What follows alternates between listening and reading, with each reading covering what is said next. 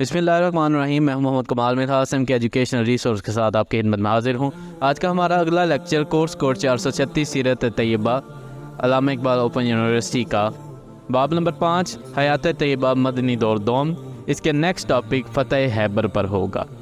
चले अब बढ़ते हैं लेक्चर की जानिब।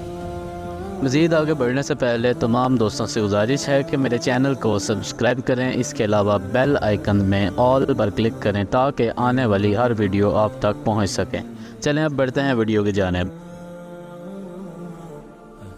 जैसा कि मैंने वीडियो के स्टार्ट में डिस्कस किया था कि जो हमारा आज का लेक्चर होगा वो फ़तेह हैबर पे मुतल्लिक होगा।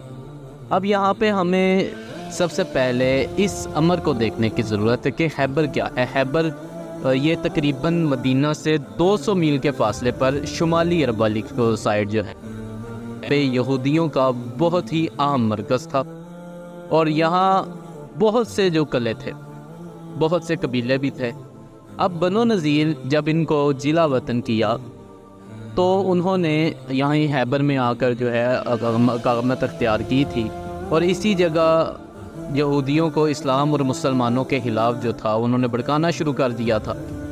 बनो नज़ीर ने जंग अहज़ाब में ना सिर्फ कुरैश मक्का और बनो गतफ़ान वगैरह कबाइल को मदीने पर हमला करने के लिए उकसाया था, बल्कि ख़ुद भी इसमें नुमायाँ हिस्सा लिया। इस जंग में नाकामी के सबब बहुत इस ताक में थे कि मौका पाकर मुसलमानों को नुकसान पहुँचाया जाए। चुनाचे हैबर इस्लाम और मुमलिकत मदीना के ख़िलाफ़ सरगर्मियों का मरकज़ बन गया।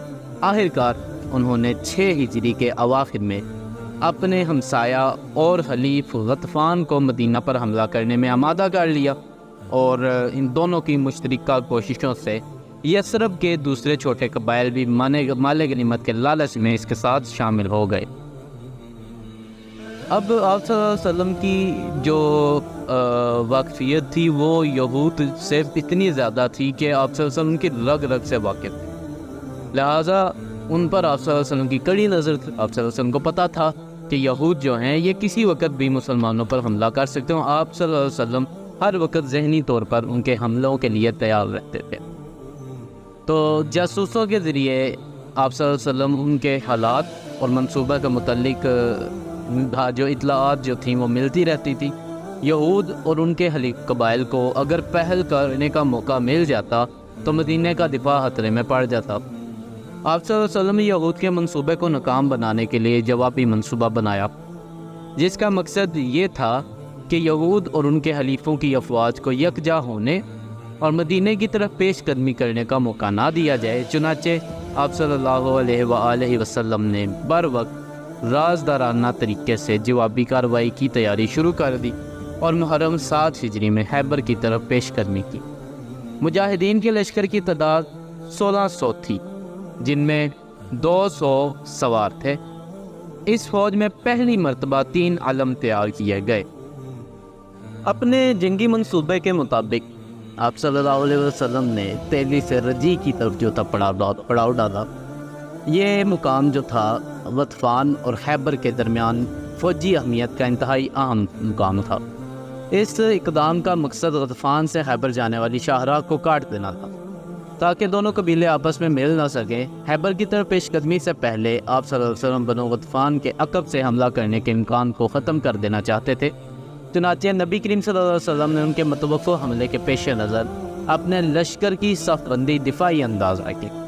बनो गतफ़ान को ये इतला मिल चुकी थी कि मुसलमान हैबर पर हमले के इरादे से कूच कर चुके हैं।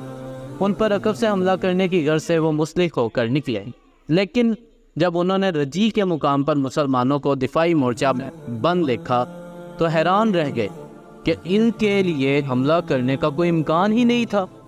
वो मुजाहिदीन से इस कदर खौफज़दा हुए कि हमले का इरादा तर्क कर दिया और अपने घरों को बचाने की फ़िक्र में लौट गए। चुनांचे बैक वक्त 2 महाज खोलना आप सल्लल्लाहु अलैहि वसल्लम की अस्करी हिकमत अमली के मुनाफी था, लिहाजा नबी करीम सल्लल्लाहु अलैहि वसल्लम ने मंसूबे के मुताबिक हैबर के फितने को ख़त्म करने का इरादा फरमाया और रजी के मुकाम पर हज़रत उस्मान गनी रज़ियल्लाहु अन्हु को निगरान बनाया।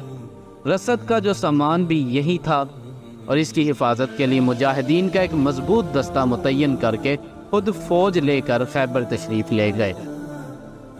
یہود چونکہ بڑی احتیاط اور خفیہ طور پر بنو غطفان سے مل کر مدینے پر حملے کی تیاریاں کر رہے تھے، لہٰذا انہیں گمان بھی نہ تھا کہ مسلمانوں کو ان کے منصوبے کی اطلاع مل جائے گی اور وہ پھر اتنی تیزی سے خیبر پر حملہ بھی کر دیں گے۔ انہوں نے اچانک اسلامی لشکر کو دیکھا تو حیران رہ گئے اور اس قدر مرعوب و خوفزدہ ہوئے کہ قلعوں میں بند ہو گئے۔ خیبر میں ان کے 8 قلعے تھے، جن میں الکموس کا قلعہ اپنے غیر معمولی استحکام کی وجہ سے ناقابل تسخیر سمجھا جاتا تھا۔ حضور نبی کریم صلی اللہ علیہ وآلہ وسلم نے یہود کو دعوت اسلام دی، اور جب وہ صلح پر آمادہ نہیں ہوئے تو آپ صلی اللہ علیہ وآلہ وسلم نے حملے کے احکام صادر فرمائے۔ سب سے پہلے قلعہ النطاق اور النعام پہ۔ اب قلعہ الکموس کی باری تھی، لیکن اس فتح کرنا جو تھا وہ بہت دشوار ہو گیا تھا اور محاصرہ طول پکڑ گیا تھا۔ آخرکار نبی کریم صلی اللہ علیہ وسلم نے حضرت علی رضی اللہ عنہ کو علم دیا۔ اب یہ وہی واقعہ ہے کہ جب حضرت علی رضی اللہ عنہ کی جو آنکھوں کا ایشو تھا، ایک ہم نے سنا ہوا ہے یہ واقعہ بھی کہ آنکھیں دکھ رہی تو نبی کریم صلی اللہ علیہ وسلم نے اپنا لعاب دہن لگایا تو آنکھیں جو تھیں وہ شفا یاب ہو گئی تھیں۔ تو یہ معجزہ اللہ تعالیٰ نے نبی کریم صلی اللہ علیہ وسلم کو اسی جنگ میں عطا فرمایا تھا۔ تو اس کے بعد حضرت علی رضی اللہ عنہ کو جو تھا علم پکڑا دیا۔ وہ میدان میں نکلے تو ان کے مقابلے کے لیے مرحب آیا، جو قوت اور دلیری میں سارے عرب میں مشہور، لیکن حضرت علی رضی اللہ عنہ نے اسے قتل کر دیا پہلے وار میں۔ پھر مرحب کا بھائی یاسر نکلا جسے زبیر رضی اللہ عنہ نے قتل کیا۔ اس کے بعد حضرت علی رضی اللہ عنہ کی قیادت میں مجاہدین نے قلعے پر بھرپور حملہ کیا اور دروازہ توڑ کر اندر جانے میں کامیاب ہو گئے۔ اس مارکے میں حضرت علی رضی اللہ عنہ نے غیر معمولی جرأت و بہادری کا مظاہرہ کیا اور یہود حملے کی تاب نہ لا سکے۔ انہوں نے ہتھیار ڈال دیے اور صلح کی درخواست کی، جسے آپ صلی اللہ علیہ وآلہ وسلم نے قبول فرمایا۔ ایک طرف تو تمام قلعے فتح ہو چکے تھے، لیکن دوسری جانب 3 قلعے الدیتبہ، الوسیع اور السلالہ کو فتح کرنا باقی تھا۔ ان قلعوں میں یہود نے مال و دولت بھی جمع کر رکھا تھا۔ آپ صلی اللہ علیہ وسلم نے ان قلعوں کو محاصرے میں لے لیا۔ 14 دن کے بعد یہود نے ہتھیار ڈال دیے اور خیبر کا سارا علاقہ فتح ہو گیا۔ آپ صلی اللہ علیہ وسلم چونکہ پیغمبر رحمت تھے، اس لیے یہود کے ساتھ بہت مہربانی سے پیش آئے اور خیبر کی اراضی نصف بٹائی کے قاعدے پر انہی کے پاس رہنے دی۔ اہل فدق نے جب خیبر کے یہود کا حال سنا تو انہوں نے بھی ایسی ہی شرائط پر صلح کر لی، کیونکہ آپ صلی اللہ علیہ وآلہ وسلم مملکت اسلامیہ کے سربراہ تھے اور اس حیثیت سے آپ صلی اللہ علیہ وآلہ وسلم کو اخراجات بھی برداشت کرنا پڑتے تھے۔ اس لیے فدق کی آمدن آپ صلی اللہ علیہ وآلہ وسلم کے لیے مخصوص کر دی گئی۔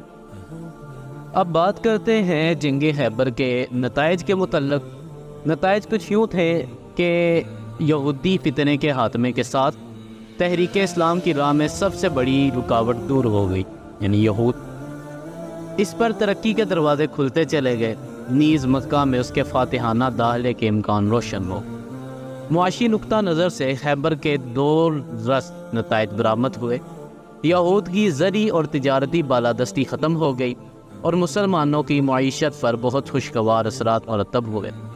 یہود کی فوجی، سیاسی اور اقتصادی قوت کے خاتمے سے عرب میں طاقت کا پلڑا مسلمانوں کے حق میں جھک گیا اور وہ عرب کی سیاسی دنیا میں سب سے بڑی طاقت بن گئے۔ یہود کی شکست سے قریش اپنے ایک طاقتور خلیف سے محروم ہو گئے۔ ان کے دوسرے خلیف بھی مسلمانوں سے مرعوب ہونے لگے، جس کے سبب وہ اپنے آپ کو کمزور محسوس کرنے لگے اور انہیں مسلمانوں کی طرف سے مستقل خطرہ رہنے لگا۔ وادی القرا کے یہودی۔ خیبر کے بعد اب یہود صرف وادی القرا میں باقی رہ گئے تھے۔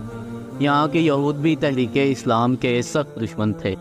ان کے خاتمے کے لیے آپ صلی اللہ علیہ وآلہ وسلم نے ادھر کا رخ کیا۔ یہود کو اس وقت خبر ہوئی جب اسلامی لشکر ان کے سر پر پہنچ گیا آپ صلی اللہ علیہ وآلہ وسلم کا یہ طریقہ دشمن کو مرعوب اور بے بس کرنے میں ہمیشہ بڑا مؤثر ثابت ہوا۔ ان میں سے بعض نے گھبراہٹ اور جلد بازی میں اسلامی لشکر پر تیر برسائے اور ایک مسلمان کو شہید کر دیا، لیکن آپ صلی اللہ علیہ وآلہ وسلم نے عفو و درگزر سے کام لیا۔ یہود نے لڑے بغیر ہتھیار ڈال دیے اور رعایا بن کر رہنے پر رضامند ہو گئے۔